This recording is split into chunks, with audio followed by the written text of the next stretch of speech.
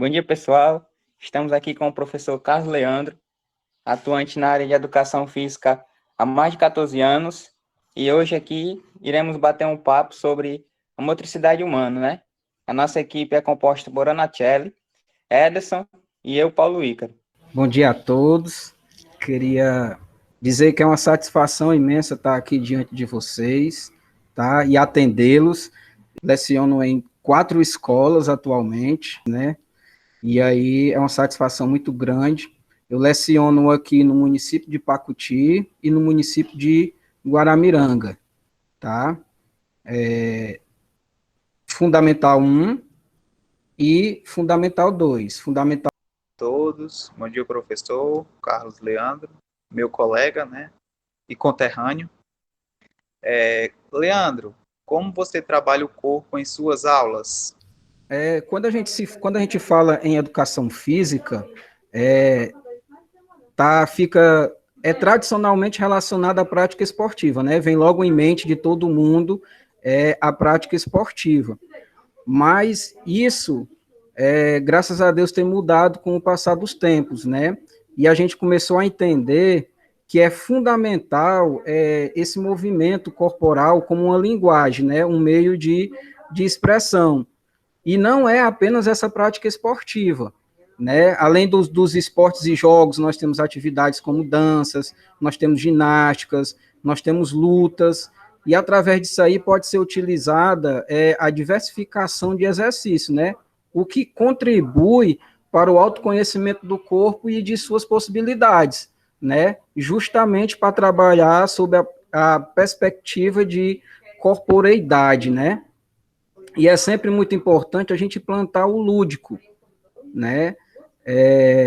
E ao invés da gente centralizar o trabalho no resultado, na performance, na técnica, que todo mundo, quando fala em educação física, também acha que a gente tem que fazer treinos, educação física escolar, no caso, acho que a gente deve fazer treinos, deve transformar alunos em atletas, mas não, né? Isso aí a gente tem que fazer que o esporte dentro da escola ele seja praticado de forma prazerosa, de forma desafiadora. A gente trabalha, pelo menos eu trabalho o corpo dentro da educação física, diferentes níveis, respeitando os níveis. No Fundamental 1, a gente tem costume de escutar e costume de ensinar que o corpo humano ele é dividido em 3 partes, cabeça, tronco e membros, né? Só que quando chega no Fundamental 2, a gente já ensina de uma forma mais diferente, 4 partes, cabeça, pescoço, tronco e membros. Quando você chega no ensino médio, já vai ser trabalhado de uma forma mais diferente, e quando chega na faculdade, a gente já passa a chamar de anatomia, né? Então, quando a gente vai se falar em corpo, a gente começa eu pelo menos começo pela parte teórica, para depois vir trabalhar a parte física. Só começa do Fundamental 1 a partir do 1º ano. Mas é nessa fase, passando do infantil para o Fundamental 1, que a gente tem que investir justamente na corporeidade, né? E mostrar para as crianças, fazer um autoconhecimento, as partes do corpo, e mostrar que a educação física começa desde cedo, que a educação física não é apenas recreação, né, como era antigamente. Eu até nem gosto de falar essa palavra, recreação, que não é só brincadeira. Então, pelo menos, eu atuo ensinando a parte teórica e, consequentemente, a parte prática através de atividades lúdicas, não só através do esporte, para que não fique uma coisa muito, vamos dizer assim, robotizada, entendeu? Eu acho que eu devo ter respondido aí a primeira pergunta, né? Ótimo, Leandro, ótimo. E só ressaltando que mudou um pouco, né, a questão depois das aulas remotas, os professores atuantes, os docentes, né, tiveram que mudar um pouco a sua maneira, né, de atuar. Que vem para o bem. Essa questão da pandemia, eu sou sincero a dizer que foi muito bom para os professores de educação física, apesar do cansaço. Porque se a gente for observar as 3 disciplinas, ou 2 disciplinas mais importantes da atualidade, é justamente a educação física e artes. porque são essas duas atividades que trabalham com o lúdico. E aí fica aquela questão da correria do dia a dia que se transformou agora, daquela ansiedade, daquele nervosismo de não poder sair, de não poder ter uma rotina como a gente tinha antes, né, ataca muito a saúde mental. E nós, como professores de educação física, nós estamos trabalhando justamente em cima disso. Todos os nossos temas, eles são abordados, direcionados para a área da saúde, porque por conta do momento que nós estamos vivendo. A educação física não é mais considerada aquele negócio que o aluno lá no 6º ano tinha que estudar o futsal, no 7º ano o voleibol, no 8º ano o handebol e no 9º ano o basquetebol. Antigamente era assim, infelizmente, que se trabalhava, mas mudou muito, muito, muito, e ponto positivo para nós, mesmo nesse momento de que a gente vem passando aí de dificuldade, né, por conta da pandemia. Professor, e diante da sua fala, que fala de tal série, cabeça, tronco e membros, essa variação de séries, como trabalhar isso no corpo humano, entre várias séries da educação, na aula de educação física? Vou citar aqui uns exemplos bem básicos que eu faço na minha aula de educação física. Quando eu estou lá do 1º ao 5º ano, eu disse, pessoal, hoje nós vamos aprender um assunto muito importante, é a divisão básica do corpo humano. O corpo humano ele é dividido em 3 partes, cabeça, tronco e membros. Os membros são divididos em 2, os membros superiores e os membros inferiores. E aí eu dou essa aula para eles, e aí eu começo a falar também da subdivisão. E aí eu vou fazendo o seguinte, pessoal, vamos lá ver se vocês aprenderam. O corpo humano é dividido em quantas partes? Aí eles vão falar. 1, 2, 3, professor. Quais são? Cabeça, eles dão 2 pancadinhas na cabeça. Cabeça, tronco, eles passam o dedo aqui nesse quadrado, né, que é o nosso tronco, e os membros, eles se rebolam, né? E os membros balançam as pernas e balançam os braços. Isso, muito bem, pessoal. Quando a gente já passa para o Fundamental 2, a gente já encosta um pouco mais dessa dinâmica e já começa a entrar mais a fundo.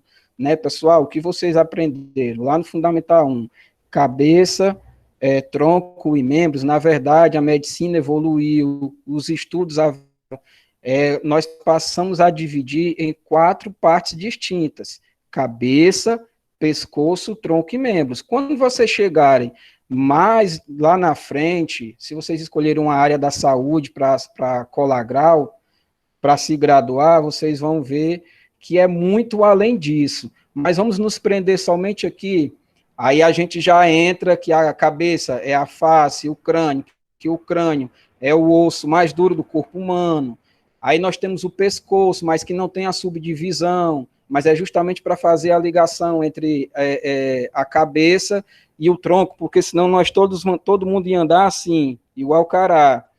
E que nós temos o tronco, que no tronco existe a maior parte dos órgãos humanos no tronco, que são ligados aos membros, que são divididos, os membros superiores e inferiores, que são ombro, braço, antebraço. Imagina que o braço não é essa parte aqui, o braço é essa parte aqui.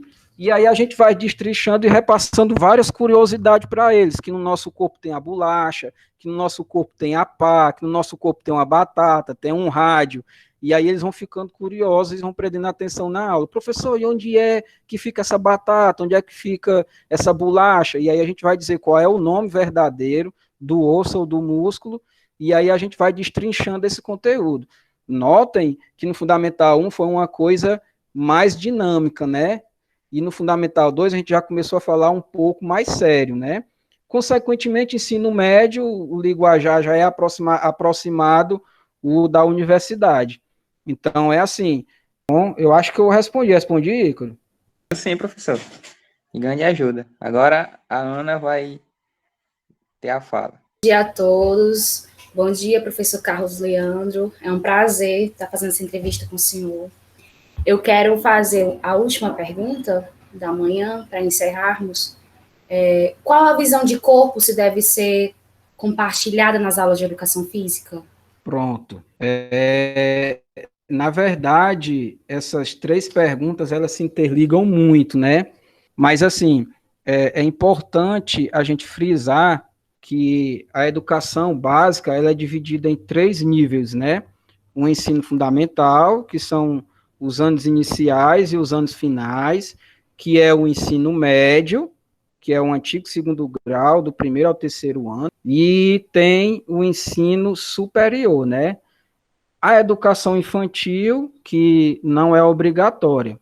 Então, assim, cada ciclo desse, a gente tem uma maneira de trabalhar o corpo humano, né? A gente tem que repassar para os nossos alunos que não é brincadeira. Educação física não é só brincadeira. É tanto que quando eu vou começar a lecionar em alguma sala de aula no começo do ano, principalmente sexto ano, o Edson sabe muito bem, eu já tive a oportunidade, a gente já teve a oportunidade de trabalhar junto em algumas escolas, e quem dá aula no sexto ano era para ir para o céu direto, porque eles saem do Fundamental 1 todos atravessados, né? E eles chegam achando que na educação física do Fundamental 2, eles vão só fazer aquelas atividades recreativas que eles faziam no Fundamental 1. Então, ele chega logo perguntando, professor, nós não vamos para a quadra hoje, não? Eu disse, não, espera aí, pessoal, não é assim, não. É tanto que a primeira disciplina do sexto ano sempre é a história da educação física. É aí que entra a parte teórica. Então, no Fundamental 2, a forma de mostrar o corpo para eles, de trabalhar os movimentos, de trabalhar o corpo, é totalmente diferente lá do ensino fundamental 1. Eu sou sincero a dizer não. É notório que no fundamental 1, esse trabalho com o corpo, ele é realizado até de forma mais profunda, porque é lá que eles vão saber qual é o lado direito, qual é o lado esquerdo, trabalhar a lateralidade, o que é frente, o que é trás, saber quantos ossos o corpo humano tem, né? Então, saber por que a criança sua, saber por que que toda criança tem o direito de brincar. Então, lá no Fundamental 1, é mais uma forma dinâmica, é mais uma forma lúdica. Então, quase que sempre as aulas, elas são, podemos dizer assim, entre aspas, trabalhar do corpo, através das brincadeiras, através das dinâmicas. Quando chega no Fundamental 2, eu costumo dizer que eles ficam um pouco mais parados, relacionados a movimento, né? Porque, infelizmente, nós ainda temos muitos professores que se aproveitam. Eles apenas pegam a bola e jogam lá no meio da quadra, às vezes até racha com os alunos, faz rachão e diz que deu a aula de educação física. E é muito difícil a gente pegar uma turma de sexto ano e colocar na cabeça deles que tem que existir a parte teórica. Tem que existir a parte teórica. Então, o corpo, a parte do movimento, ela já começa a ser trabalhada primeiramente no quadro, de forma teórica, para depois uma forma mais prática, tá? E, como eu falei, o trabalho com o corpo nas aulas de educação física vai depender do nível de escolaridade, né? Como eu disse, Fundamental 1, a gente trabalha muito mais, eles se movimentam muito mais, são loucos por educação física, porque ainda tem em mente que é só brincadeira. Quando chega no Fundamental 2, eles começam a se dispersar mais, começa a chegar mais às cobranças. E o corpo, ele é trabalhado no Fundamental 2, a maior parte das vezes através de esportes, né? Através de esportes. É lá que eles vão conhecer mais a fundo o que é o vôlei, o que é o basquete, o que é o futsal e tudo. E trabalhar o corpo no ensino básico, a gente tem que saber diferenciar o grau de escolaridade do aluno, o nível, aliás. Fundamental 1 é uma coisa, Fundamental 2 é outra, e o ensino médio é outra. Fundamental 1, a gente trabalha o corpo através das atividades recreativas, através das dinâmicas, de uma forma mais lúdica, que é maravilhoso. Se o aluno perder isso aí, é igual o futsal. Se você não tiver a base, você não vai ser um jogador 100%, não. Você tem que ter aquela base lá, o toque, o passe.